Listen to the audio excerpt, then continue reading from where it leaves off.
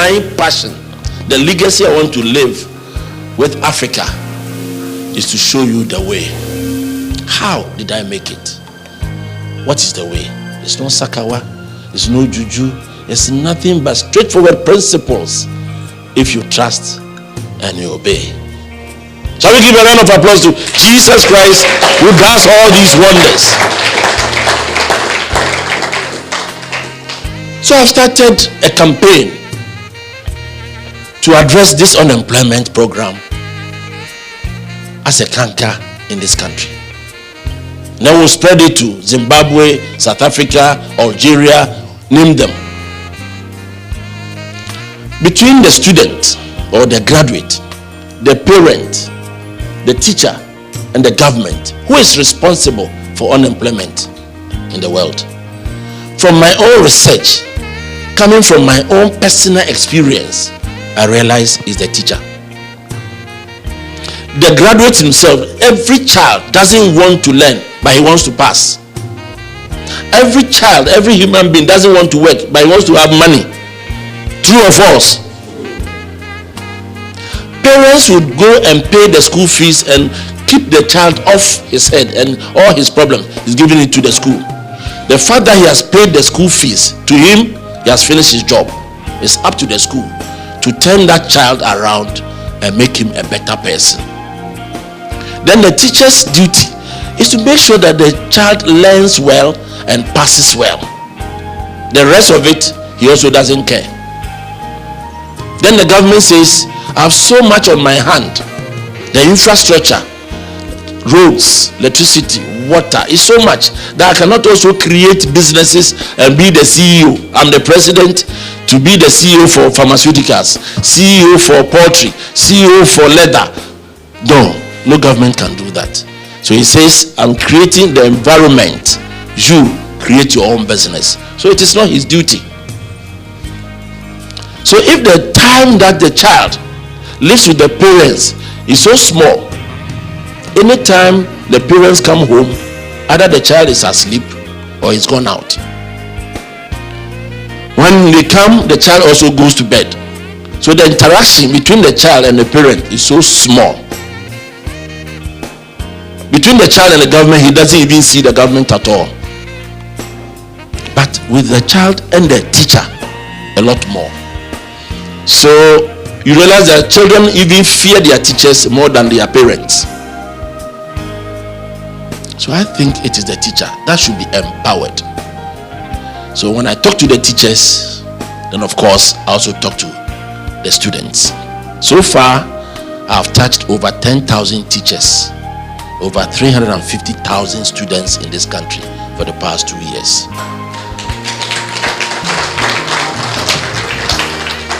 And today, I'm touching the lives of our Zimbabweans and our prison officers, the press, and other friends that are here. I only want to tell you that we are in a different era, 21st century. And it's moving very fast. And it will never wait for you or me. It's moving on. With its own kind of revolution. And if you are not aware, I'm only drawing your attention to the fact that 19th century already gone, 20th century gone, 21st century is now here. Each century has its own peculiar revolution. 19th century was the power of the strength. That's when slave trade started, because they needed manpower to till the land in America and Europe. They moved all over the world and saw that, the guys are in Africa. That is the precious gold, the human beings. Let's go for them. Very tall, very strong. And you know the quality control. It was when we call you, they say, show your teeth. Then you use a hammer. The number of teeth that will break determines your strength. So, bang! If nothing breaks, that's the right guy. Push him in. If all of them get out, then they don't like you.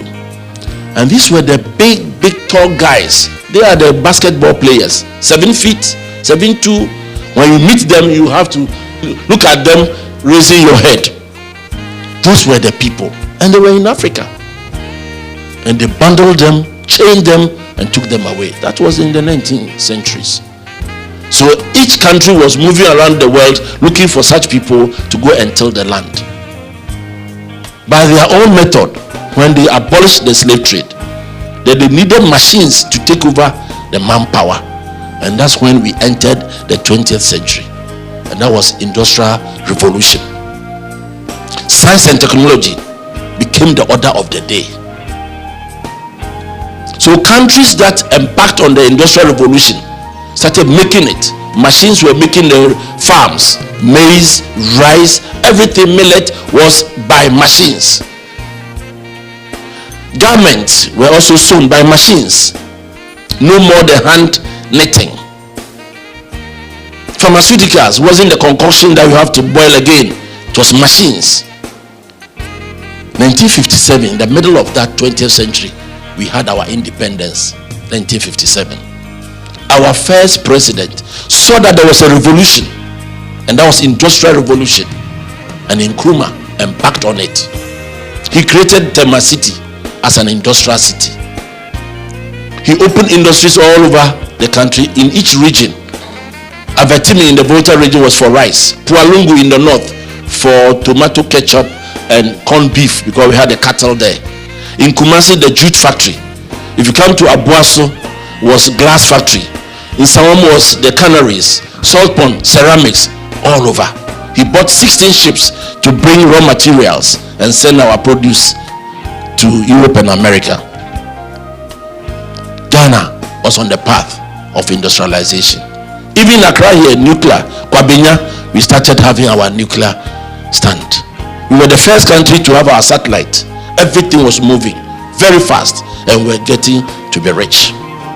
9 years later, 1966, we booted him out. And the subsequent governments didn't understand, didn't follow the Industrial Revolution. And we abandoned all these industries. We even started selling the ships, selling everything. And now if you go to Tema, it's an eyesore. We were making our own radio and television sets, Akasanoma, if you remember. We were making our own batteries, ever ready. Do you remember?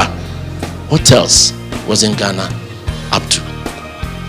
When we didn't and decided not to go by the Industrial Revolution, we started becoming poorer. Poorest. So by 2004, we had to go and sign highly indebted poor country, HIPIC. That was what happened. I'm telling you the background of is this revolution. I, Nanan Dr. Michael Ejikum Addo, encourage you to subscribe to this YouTube channel, EPV Media YouTube channel now, in order to have constant access to this very revealing series from renowned entrepreneurs like me on secrets of business success. Please subscribe now.